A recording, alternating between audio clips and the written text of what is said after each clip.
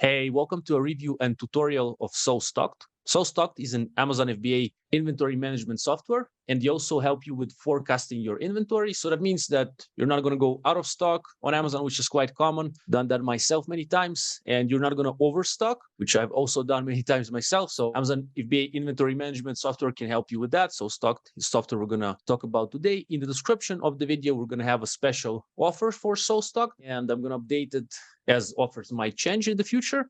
And also, guys help kind of with one-on-one onboarding. So for you, the seller, if you join, they'll help you see how to use the tool, what it's all about. Of course, in this video, we're also going to give you such education, but you have another one, maybe kind of more one-on-one. And so you can ask any questions. Of course, ask them in the comments here as well. Today with me, Chelsea Cohen. She's the founder of SoStocked. She's an Amazon seller as well. She started selling 2014. It's been almost 10 years now. And SoStocked started in 19, I believe, right? Something around this. Yeah, we launched in 2019. That's right.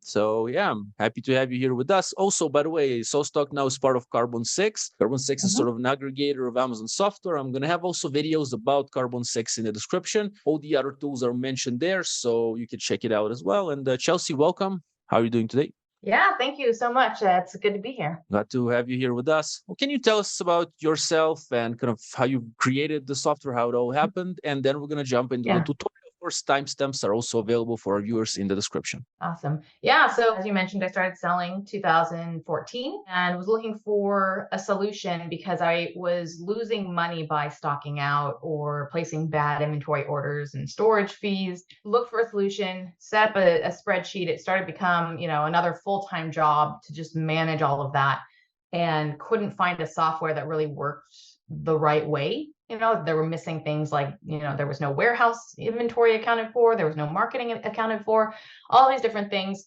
that I felt, okay, well, I could probably create a software because none of my friends had any recommendations besides spreadsheet. So I met my business partner, we created the software and launched in 2019, and really worked with, as you mentioned, we do personal onboarding. In the first year and a half, I did every single onboarding call. So I got the feedback from all of those sellers, doing these meetings, and they would send me their spreadsheets, tell me what was working, what they liked, what they didn't. And so we really crowdsourced the best information to come up with a software that really worked for the Amazon seller, whereas these other softwares were not based in direct feedback from sellers. I think you mentioned before the call hundreds of sellers that you've personally kind of onboarded, talked to. Yeah, definitely. That makes you understand many things. And that's also dedication, which is pretty cool. I think that's also a nice thing. The way you do it, startup business. Yeah. You start by pretty much doing everything yourself. It was your second business. You had the Amazon first. All right. It's actually the third business. I have a copywriting agency for Amazon sellers called Catapult Conversions. So it was Amazon, and then I started talking on stages about copywriting, and eventually people wanted me to write copy for them. So I have that business on the side. Then SoStocked came about. So SoStocked is the inventory management, and it's very much the biggest focus that I have. I feel like there's not enough help out there for sellers to really understand the impact. You have an impact to marketing, impact to profit, to cash flow. Amazon is very focused on inventory control, and you can succeed or fail based on some of the rules that they've put in place. So I feel like it's the most important area that I like to focus on for sellers. All right, that's pretty cool. Yeah, myself as a seller, I'm selling since 2016, and we're still sometimes going out of stock less and less because with time we're able to get a bit more money to not go, but also using software to understand when to order, when not to order. Forecast is also a really good thing because then you can see what's gonna happen in a while, and then you can plan. And this, it's definitely a game changer. So I'm excited to see how SoStocked help us with this. We can gonna see a tutorial from the inside. Yeah, that'll be cool.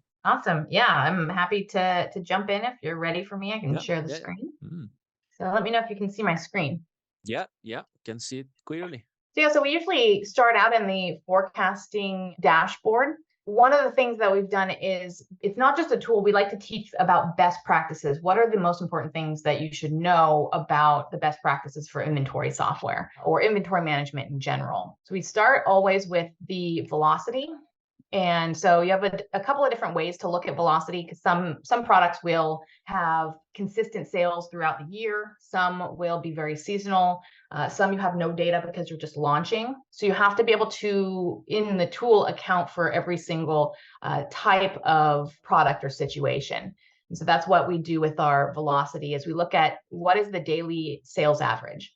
So for example, I want to look at 30-day, 90-day, 60-day, and 90-day. And then I can look at that and average that out to give me an idea of what my sales patterns are, right?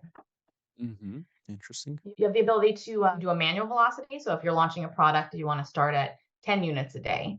That might be something that might be interesting to some sellers who are doing a lot of launching. The other aspect of, we call it adjusted velocity. A lot of times you'll hear sales velocity or, daily sales. We call ours daily adjusted velocity because it's adjusted for things like stock outs and sales spikes. I also like to call it true velocity. True velocity being that we don't care so much how much you maybe did last 30 days if you stocked out. We care what would you have done if you hadn't stocked out. Because if we're just looking at the data that is sent from Amazon, we're missing that picture of, okay, you stocked out, you sell 100 units a day, but you stocked out for 5 days of the last 30. Your average is going to be too lower than what it should have been, and it'll just continue stocking you out because you'll be operating off of bad data. So we like to pull in what is the sales velocity if you hadn't stocked out, and that's where we say it's adjusted to remove stock outs and things like sales spikes. Like, for example, Prime Day is coming up. Right. If I want to have a great Prime Day and then the next month I need to project my 30 days sales, but Prime Day is in the middle of it, it gives me bad data. I'm going to order way too much.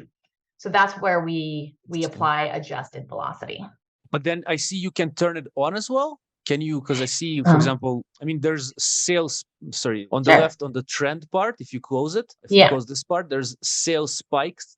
So that means if you turn it on, that means it will calculate the sales spikes as well? Yeah. So it'll look at anything. If I have a 30-day period and one of those days I sold 200% of what my average is. Yeah. I usually sell 100 and I sold 200 that day. We'll be able to recognize that and it'll show up in your sales spikes. So you can turn on sales spikes. Most people do. The instances where it doesn't make sense are times where we've had sellers who consistently do weekly or monthly lightning deals. So they're constantly having these huge sales spikes, but that's a normal pattern. So they will turn off sales spikes. You can also turn on sales spikes, but then come in here and say, okay, these are normal. This is normal. This is normal. We're going to do this every single month, but this is Prime Day or something like that. Prime Day only happens once a year, or this is Black Friday. So you can customize what data you remove and what data you put back into the calculations. Very cool. Yeah. So then once you've got your sales velocity, you start layering on top of that. Let me back up a second. You have your sales velocity, but the other thing that you need to factor in is seasonality. Maybe the past 30 days sales is not going to help you plan for the fourth quarter sales. So it doesn't make sense to look at the past 30 days or 90 days if you're trying to figure out what to order for the holidays. So you would come in here and you would do seasonal spikes. You can do it weekly, monthly, quarterly. Monthly is probably the easiest to look at for a demonstration. But what we do is we take a baseline of 100%. We say if your average is, 100%, say your average is 10 units or 10 units a day. Then if I sell 15 units, then I know that my average is 150% of my average. So this will show you each month where do we fall against your average, right? This product is let's say this is a product for fitness. Fitness does really well in January. Everyone's making their New Year's resolution. So we have a huge spike in January. Most people have a huge spike in December, November. And so you can see how the sales patterns for the year. You can also come in and let's say November was lower last year, but I think that I'm going to actually do a lot better. I can have my historical and then I can have what I'm projecting. So you can come in and change any one of these. In the beginning, everyone's going to be 100%, and then you change based on your, or how does it work? So, Or is right. automatically So we're adjusting based on our sales if we have such a sales for a year? Like, Yeah, so we're pulling in your sales history. So we okay. know what a specific product did for the last year. And then we Mm, look at that and we yeah. say, okay, what is the average for the entire Mhm. year? And where did each month fall amongst the average? I understand now. Yeah, let's say we did 10,000, no, 12,000 sales in a year, Mhm. each month 1,000. That will be Yep. 100% each month, right? It'll be like flat line, but then things Right. change, and based on that, you'll. Okay, cool. Yeah, Understood. some months lower, some months higher. The average was 12,000, but this month we had only 10 and this month we had, 14. And so it'll show the patterns Mhm. based on that. Yeah. The other thing that it accounts for is trend. It's looking at the sales pattern, but then let's say last year you were selling at a certain volume, now you're selling 5% more than you were last year. We're going to account for that trend so that we put more, we put the increase into this calculation, but the pattern is the same. So maybe our baseline last year was 10 units a day. This year, it's, let's see, 10.5. Then we're going to adjust the pattern so that we have the pattern, but it's at that higher level, that 5% increase. Every time that you make a change in one of these we call them variables, you're able to make a change on that individual product. You can also make the change across your entire catalog. We have filtered results. You can make a change based on a supplier or a marketplace. And then we also have tags. So let's say, you want to make a change. Say, I want to make a change to look at all my Christmas products. Everything that is Christmas, I want this change to apply to the products I tagged as Christmas or tagged as bestseller. You can make bulk changes that way. Nice. Very useful, I think. This way we can forecast better once we have the season. I'm selling barbecue products, so we're selling in the grilling niche. So June is Yeah. our peak season, like right now. If I don't have forecast, then I can say, like we're selling hundreds of units a day. I need to order thousands of units. Of Yep. course, if it's again the first year, the first time you launch, it's going to be a bit more complicated. But then we have Mhm. competitors, right? We can see their sales velocity. I'm Yeah. curious, Chelsea. We can't plug in like a competitor ACE in here, right? In SoStocked, because it won't give Yeah. accurate data, right? It wouldn't make sense. Right. At this point, no, we can't pull in. We're pulling in from your own storefront and your own data. There are a couple of things that could be done. Keepa, for example, is a good software to look at trends. So you can go in, you can install the Keepa Chrome plugin, look at what those trends are, and then you could come in and mimic those trends. So I say, okay, I can see on a monthly basis what my competitors' trends are. I'm going to try to kind of copy that with my own product by changing here, changing there. Or you could take, let's say you have a product that's similar. I've sold these grill brushes before. I've got some new grill brushes. I don't have data on those grill brushes, but I want to borrow the data from my other grill brushes. So you can plug in an ASIN and borrow the sales pattern from that ASIN. Some of the other things you can do, if you've got sponsored ad campaigns, you can come in and say, I want to increase sales by 5% because I'm doing these ads. Let's say I'm doing it for all of my best sellers. I'm doing this campaign where you tag specific products and you apply a growth increase of 5% across those products. I understand. Yeah.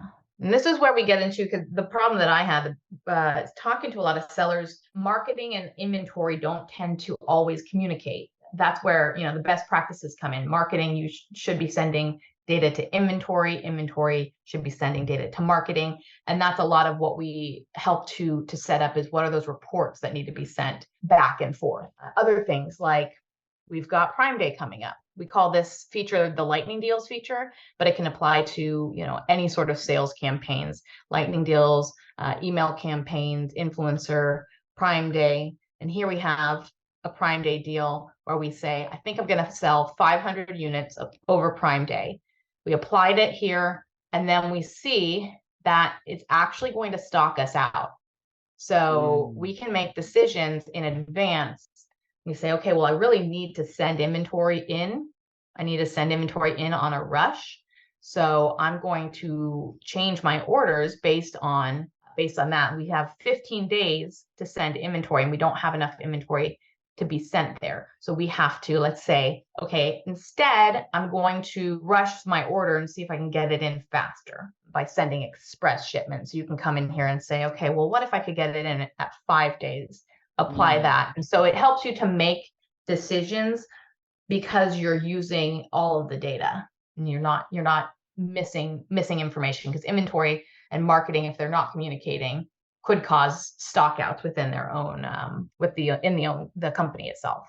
Some of the other things, so yeah, as soon as you plug in for the 500 units, you'll see stockout days will pop up. If you have a problem, if it's all fine, then you can move on. See, some of the other things that are good to know is how often do you order?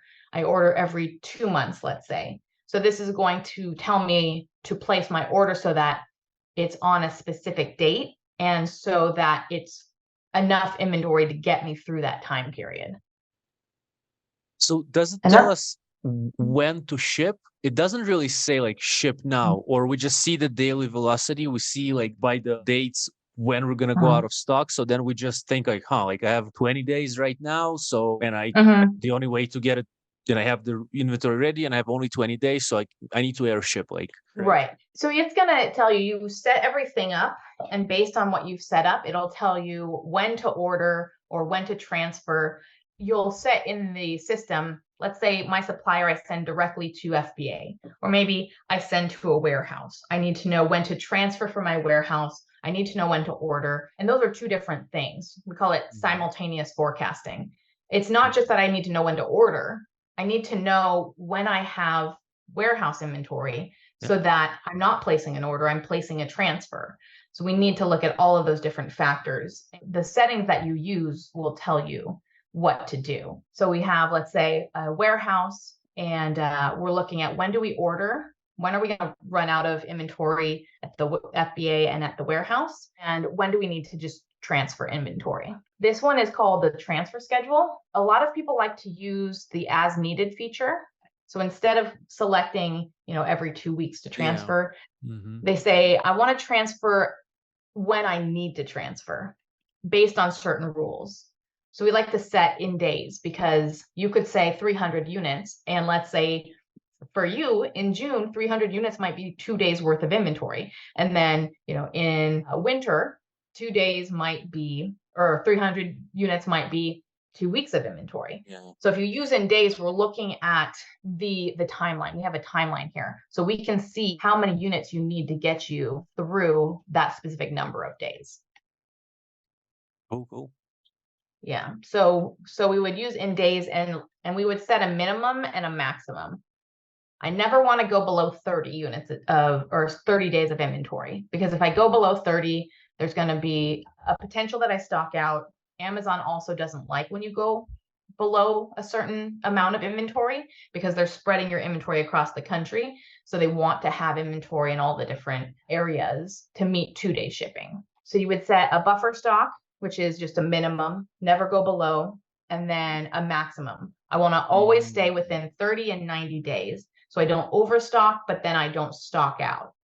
So we'll tell you to transfer based on your inventory needs to arrive. Let's say it takes 10 days to arrive.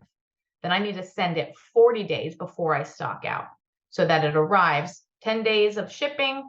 It arrives at 30 days. And then the inventory, the amount of inventory, makes it so that I have 90 days of inventory. And then I sell through, hit that 30 days, stock back up to 90. So it gives you a regular pattern, and it fluctuates based on your sales as they're occurring.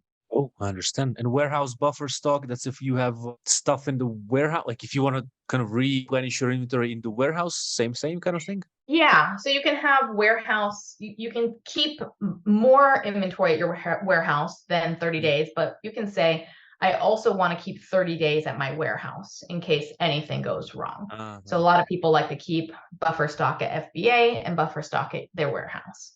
I understand. Yeah. So this is, the best practices. I do a lot of training, a lot of developing different processes, because it's not just important to have a tool or a system. It's important how you use it. And so we like to put a lot of best practices into the tool itself. Yeah, definitely. Yeah. Lead times. You can set, what does your lead time look like? Maybe it takes 30 days in production. Maybe you like to ship by ocean and it takes another 30 days. Then you might go to 5 days at ground freight and then to your warehouse. So it'll allow you, okay, let's say it takes 2 days for them to process into the warehouse and it goes to Amazing Logistics. That can be a specific lead time that you apply to a specific supplier, to all your products, to set up different default lead times so that when I go to place my order, if I know that it takes 67 days, that the software is going to tell you to place your order before you stock out. So 67 days, what's my lead time? Plus I have to have my 30 days of buffer stock. So I need to tell you, the software needs to tell you to place your order 97 days before you run out. So it's always looking at the timeline. It's always looking down because you have a year's worth of timeline where you can see what your planned orders and transfers are going to be. What's that take FBA action, Chelsea part? I see there's sometimes 88, 57. That means you need to send that amount at that day? Yes. Yeah. It's going to tell you to send inventory based on your transfer time, based on all of your plans. See, for this one, it takes 15 days. So based on the settings, if we change the settings in here, we might be able to avoid this stock out. If I said I want to my transfer time, I can get it there in 7 days instead, and I want to send it immediately, right?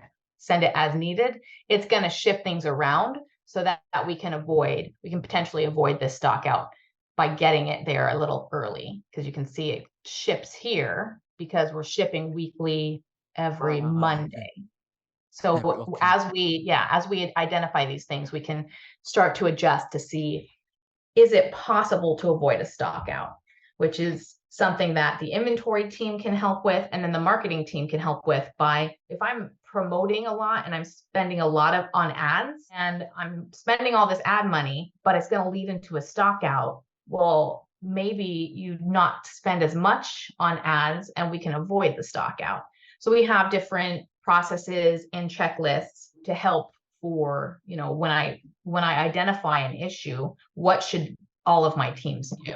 So that's the forecasting. We can just quickly go through what do you do at that point? If I have everything forecasted, how do I place my orders so that we're keeping track of everything, so that we know we've got stuff on order. We don't have to place an order, because if you lose track of these things, you might place an order when you don't have to, or you might miss an order. That can be one of the ways that people stock out.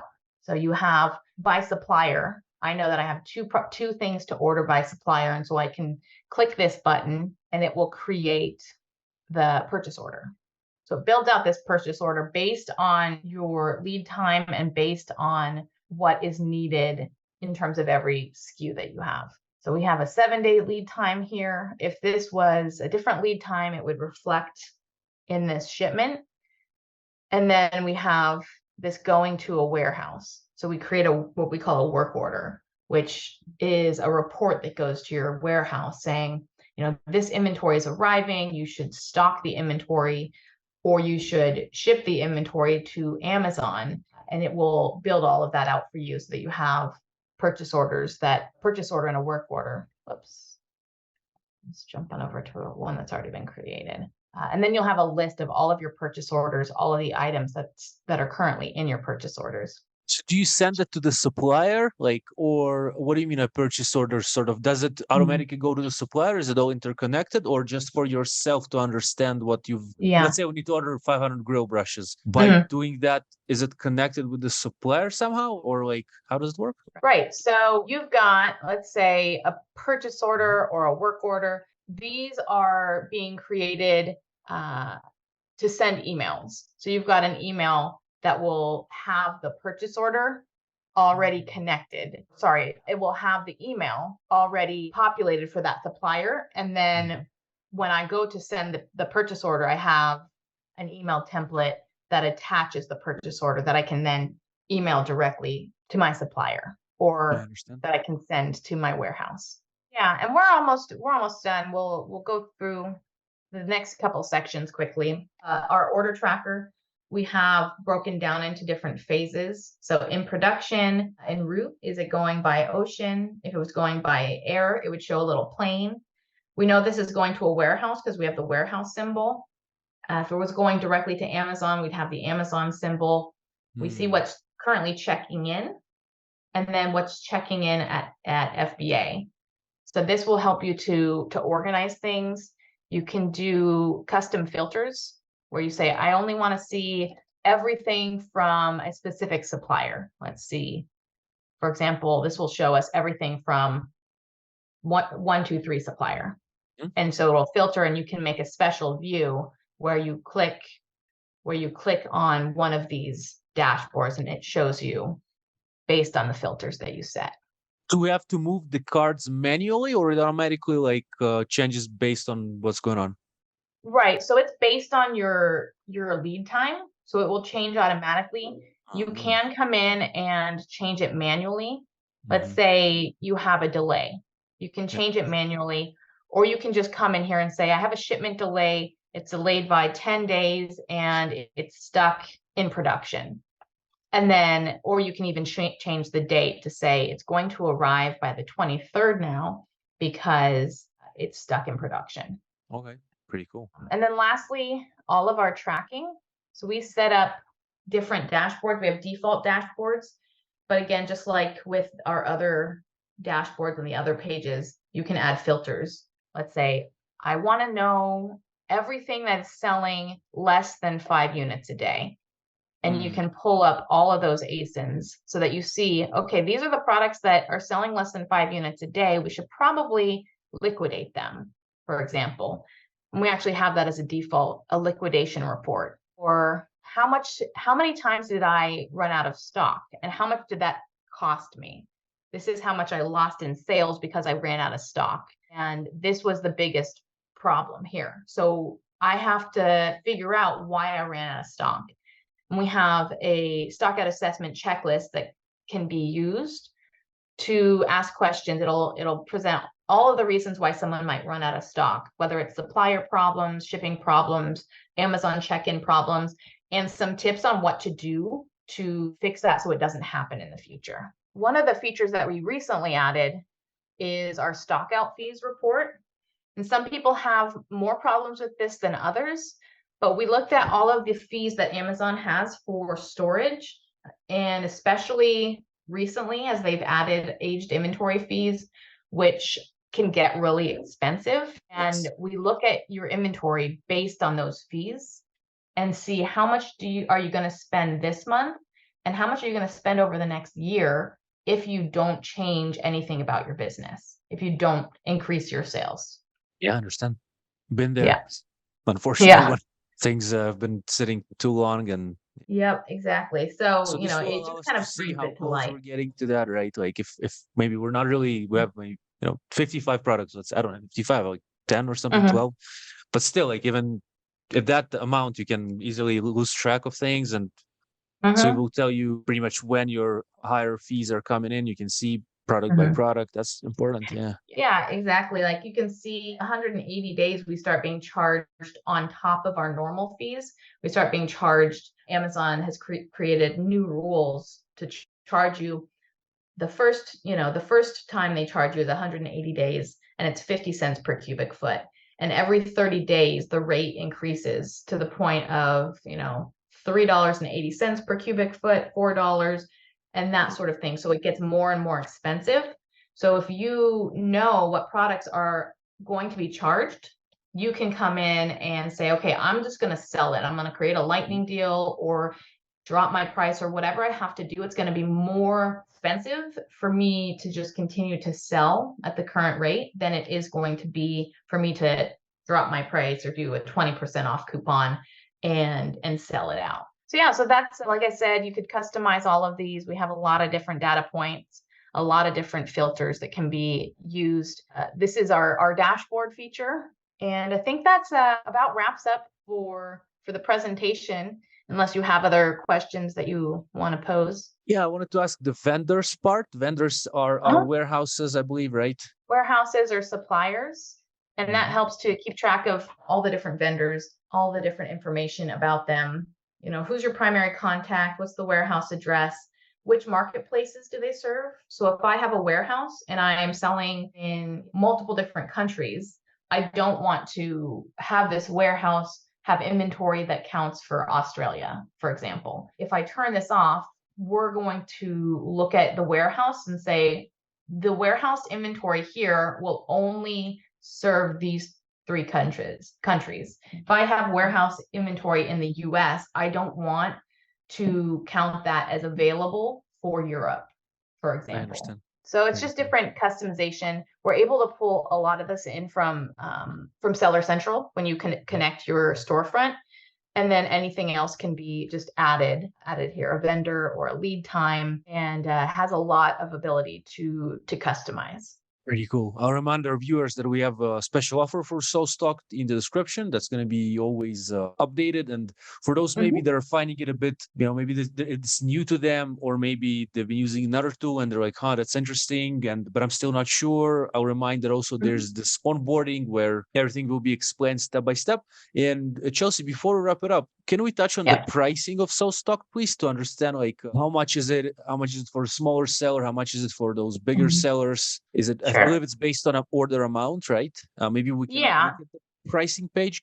Can we see it if you have a minute? Sure. Yeah. So we'll jump on over to the pricing page. Let me share it again. It's SoStocked.com, and then you simply click on the pricing section, and it'll give you the pricing, and you'll be able to select which items you're interested in, or which range you're currently in. So if your business is selling 3,000 units a day, or a month, sorry, this is a monthly, 3,000 units, you say, okay, this is my rate. I know we're going to give a special offer. So the special offer might be to reduce this rate, might be an extended trial or something like that. The other thing that we're going to be introducing soon is a free audit. A free audit, essentially, we're looking at the profit and how inventory affects your profit. So we're talking a lot about those things. We talked about overstock fees and stocking out. Those are aspects that we identify. And then on the other side, you have something called resizing, where we'll look at your products and we'll be able to tell you if you made some adjustments and you could get into a lower size tier, you could lower your fulfillment fees.